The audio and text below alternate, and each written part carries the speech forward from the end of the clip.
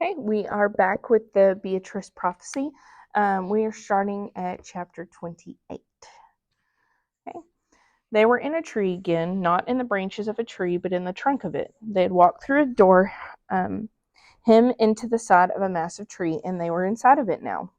For the rest of his life, Jack Dory would remember the wonder of it, what it was like to open a door and enter another world, a world hidden inside of a world he had already known. The impossibility of it, the rightness of it. Inside, in the snug hollow, there was a rough hewn table and a chair and a bed among the tree roots, and bearskin rugs on the floor. "Oh," said Beatrice, "it's beautiful." "Sit," said the man, named Cannock, and he pointed to one of the rugs. Jack Dory and Beatrice sat. The goat, however, remained standing. She looked around her suspiciously.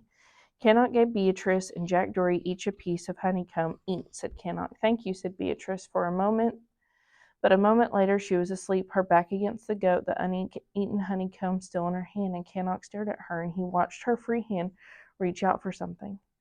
The goat lowered her head, and Beatrice took hold of her ear. "So she is dressed as a monk," said Cannock. "Her head is shaved, and yet her name is Beatrice." "Ay," said Jack Dory, and yet she is Beatrice." He had taken a bite of the honeycomb. It was sweet and dense. He looked at Cannock, and his great beard, his unlined face, and his huge hands rested loosely upon his knees. Beatrice trusted him, and as for the goat, she was not trying to kill the man, which evidenced some degree of trust, he supposed. Jack Dory said, "She can read and she can write." Cannock nodded. "The king is looking for her, and we are not going toward the king at all, but rather away from him, and I believe that the king wants to harm her." "Kings," said Cannock, "do not know what they want, except for one thing, of course. They want to keep being kings." The piece of honeycomb slipped from Beatrice's hand, and she kept hold of the goat's ear. "So," said Cannock. "So," said Jack Dory. "The monks of the Order of the Chronicles of Sorrowing shaved her head and dressed her in a monk's robe, but they were afraid to harbor her. They were glad to get rid of her, except for a wild-eyed monk named Brother Edic. He did not want to send her away, but the head of the order, the man in charge, told me to make sure that she did not return to them. Who would think that men of God would be so fearful? It could well be that the writing of the history of the world, as these monks do, detailing the terrible things that men do to one another, can make any person afraid," said Cannock. Angelica's eyes were closed, but she made a small snort that sounded like agreement. "Beatrice," said Cannock very quietly. "Oh, Beatrice." "Beatrice," agreed Jack Dory. He liked to say her name.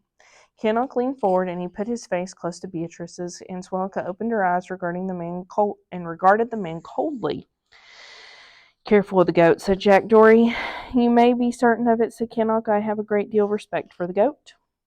"Why do you stare at her so?" said Jack Dory. "Only to learn her face," said Cannock. "I have looked at many faces in my lifetime, and most I have looked past, never seen them at all. Now I am attempting to make up for it, and I'm working to truly see."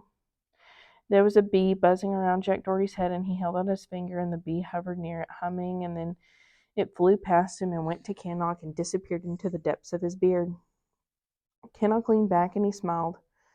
Who was this man that Granny Bipsbeak Bee could hide in his beard?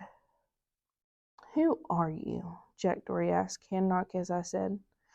"I said Jack Dory, as you said," Cannock added, and he put his hand on his beard and stroked it, and from somewhere inside of his whiskers the bee hummed. Chapter 29. She dreamed. She dreamed in the hollow of a great tree. She dreamed beside a man with a beard that came down to his knees. She dreamed before a boy with a sword propped against his leg, and she dreamed leaning against the warmth of a goat, and she dreamed to the sound of a bee buzzing. What did she dream? She dreamed of herself. She watched from a distance. She watched herself standing in front of the tutor. She watched herself standing down at, or looking down at the seahorse in the tutor's hand. "A seahorse," said the tutor. "A horse of the sea. Does it live?" Beatrice asked. "It is dead," said the tutor. "Make it live again," said Beatrice. "I cannot do that, Beatrice." The tutor had dark curly hair balanced atop of his head as a circle of daisies. The tutor did not know that the flowers were there. Beatrice's brothers were off to the side laughing. They had put the daisies on the tutor's head. They thought him an overly solemn man, and they felt it would do him good to be made a fool. Aesop and Rowan thought that everyone should be made a bit of a fool. Aesop, Rowan. Beatrice looked down at herself from the height of a dream. She saw that her hair was long and auburn, and the sun shone upon it. The world was so bright. How could it be that the sun would shine as a nightmare unfolded? The seahorse was in the tutor's hand, and then it was in Beatrice's hand, and she saw it had only one eye. Is he made so? The daisies atop the tutor's head trembled. Aesop and Rowan laughed. The light shone down, and Rowan's hand jousted the tutor's elbow, and the soldier burst into the room. The seahorse fell. Beatrice watched it twist in the air, turning, and it hit the ground and bounced once, twice, 3 times. Make it live again. She watched the great sword of the soldier fly through the air, light flashing off the blade of it. Then the tutor fell to the ground, and Beatrice went down on her knees beside him. She screamed once. Rowan and Aesop fell atop her. The daisies were strewn on the floor, blood was everywhere, and she pretended to be dead. The sun, unbelievably, continued to shine, and the soldier said, "It is done," and she knew his voice. It was the voice of the man in the dark room in the inn. Not far from her head was the seahorse. It shone as if it were made of gold. She heard someone say her name, Beatrice. Who's calling her? Beatrice. She wanted to answer, but she should not. Beatrice! She opened her eyes. Chapter 30. She woke to Jack Dorian and Swelka and the man with the beard, Cannock staring at her intently. She woke up in the warm heart of a tree with a bee buzzing beside her ear. "You fell asleep," said Jack Dory. "You were dreaming," said Cannock. The goat, of course, said nothing, but she did what she did best. She looked at Beatrice with conviction and strength and love, and Beatrice started to cry. "What is it?" said Jack Dory. But she was crying too much to say what it was. She was weeping an ocean. She would drown in her own tears. "Can you not say it?" said Jack Dory. "I remember," said Beatrice. "What do you remember?" said Cannock. "Who I am." "I," said Jack Dory. He smiled at her. "You are Beatrice." She cried harder, and she nodded. "What else?" said Cannock. "He killed them," said Beatrice. "The soldier came and killed them all. He killed Rowan and Aesop. He killed my brothers. He killed the tutor. He intended to kill me. He thought that he killed me, but he did not kill me." A wave of grief crashed over her. How was it that she was alive and they were dead? Rowan, Aesop, the tutor, the seahorse, the daisies, the light. It would have been better not to have remembered. "What of your parents?" said Jack Dory in a quiet voice. "My father has long been dead," said Beatrice. "He died at war when I was small. I do not remember him." "And your mother?" asked Cannock. Beatrice saw her mother's face, her fierce eyes, her slow smile, the great blazing strength of her. Oh, her mother! Beatrice felt as if someone had brought something heavy down upon her head. "My mother," she said slowly. It was hard suddenly to breathe. "My mother was not there. She was not in the room where they were tutored." "Maybe she lives," said Cannock. "Maybe she lives," repeated Beatrice. Her lips felt numb as she repeated the words. "I," said Jack Dory. "Maybe she is even now searching for you." Beatrice started to cry again. Cannock took hold of her hand, and Swelka leaned up against her with a warm, dense, and rough-coated self. Jack Dory took hold of Beatrice's other hand. The 4 of them sat together in a tree while Beatrice wept. In the silence, Beatrice heard her mother's voice. "You must always remember that you are Beatrice of Abelard. Powerful blood runs in your veins." And then Beatrice remembered the dark room at the inn, the white of the parchment before her, the words written there, "I have killed." Beatrice looked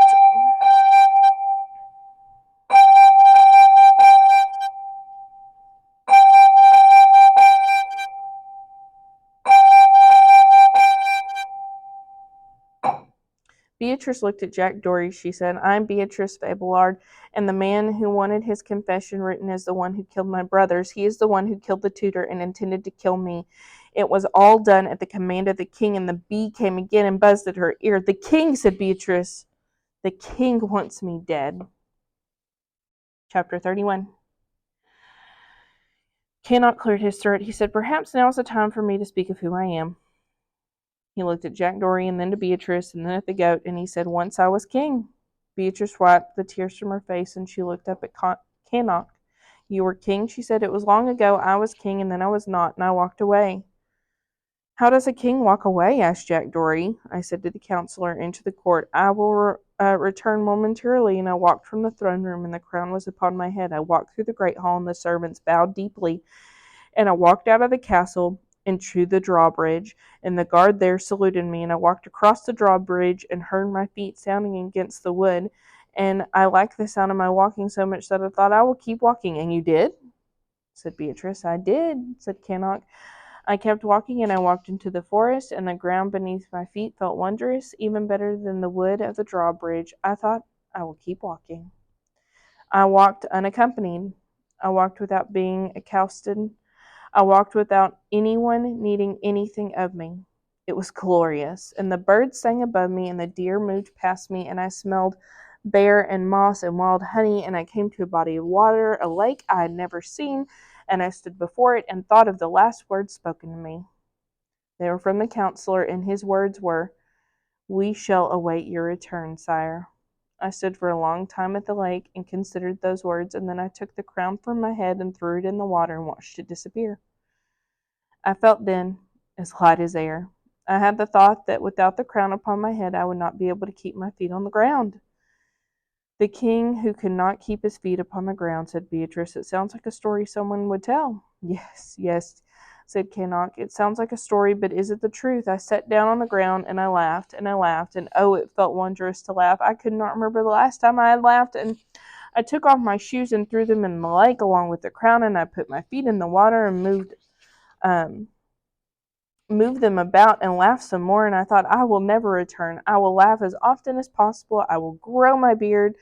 That will be my purpose on this earth, to laugh and to grow my beard and to never ever return to being a king. Did they not come looking for you? Asked Jack Dory.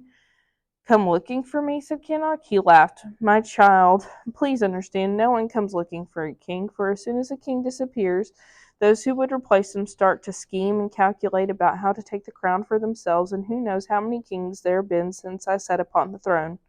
Who knows how many schemers and liars have worn a crown? No, no one searches for a missing king. There was a long silence, and then Cannock cleared his throat and said, That sword, he pointed at the sword leaning against Jack Dory's lead, that sword bears the mark of the king I once was and am no more. I suppose it has been handed down from soldier father to a soldier son. Jack Dory studied the hilt of the sword, and he looked at the design embedded on it. This, he said, tracing on with his finger, what does this mean? Beatrice leaned forward. It is an E, she said. It is the letter E. I do not know it, said Jack Dory. How can you not, said Beatrice. Aesop is half your age, and he can read whatever you put before him. Perhaps you do not remember, Beatrice, said Cannock.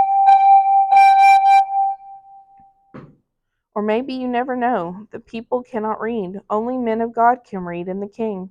And tutors and counselors and the people do not know their letters. Beatrice shook her head. I remember only that my mother insisted that we learn and that we keep the learning a secret. It is not right that the people cannot read. It is not right at all, and I will teach you, Jack Dory. I will teach you to read. Jack Dory felt something small and glowing inside of him to read. What would it be like? He looked at the sword and at the letter upon it, and he held the sword before him up high. Put it down, said Beatrice, her voice suddenly hollow and cold. Put it down. She stood, and Swallow stood too. I will not be near that sword. I will not have it near me. Jack Dory laid the sword at his feet. What would you have me do, Beatrice? He said. How should I rid myself of it? She stood trembling before him, and and he understood her trembling. He knew that it was to watch. He knew what it was to watch someone you loved die.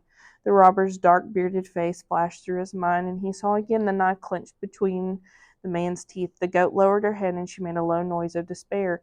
The bee flew back and forth between Beatrice and Jack Dory and Cannock, as if it were tracing some invisible line. At last Cannock spoke, and he said, It could very well be that the sword belongs with the crown. Do you mean that we should throw it in the lake? Said Jack Dory. No, said Beatrice. Her voice was fierce and certain. No, I know what must be done. The sword belonged to the soldier, and the soldier belonged to the king. The soldier was told to use the sword against me. We will take the sword to the king. We will return his dark deed to him. We will, said Jack Dory. Yes, said Beatrice. She stood up very straight, and the king does not need to send his soldiers in search of me. And Swelka looked up at her. Cannock, too, stared at Beatrice, but Beatrice kept her eyes on Jack Dory. I will tell you what will happen with this sword, she said. I, Beatryce of Abelard, will hand it to the king. I will make him account for what he has done. In the dungeon of the king's castle, the counselor stood holding a candle. His robes were as dark as the dungeon itself, and the counselor spoke into the darkness. He said, "You will perhaps be happy to know that the king has made up his mind that Beatrice should live. We are searching for her, Aslan, and when we find her, I will let the king have his way, at least for a while." There was a muffling sound of rage, and the counselor waited a long time before he spoke again. "It may interest you to know that my role as counselor in my search for wisdom to lead the king, I did read the chronicles of sorrowing a prophecy that may concern your Beatrice. Would you like to hear this prophecy?" Silence. "Very well. It goes like this. There will one day come a girl who will unseat a king and bring about great change." I read those words and I thought, I made good use of one prophecy. Why not bend another to my ends? He laughed a small laugh. "Only in this case I will not make the prophecy come true. No, rather with this overlooked girl-child prophecy, I think I will assure that it does not happen as it is written." There came a strangled cry. "I am not of noble birth, a silent of Abelard, as you have once pointed out to me, but it does not matter, does it? I rule in any case. I rule the king, and he who rules the king rules the world." And we are at book the fourth.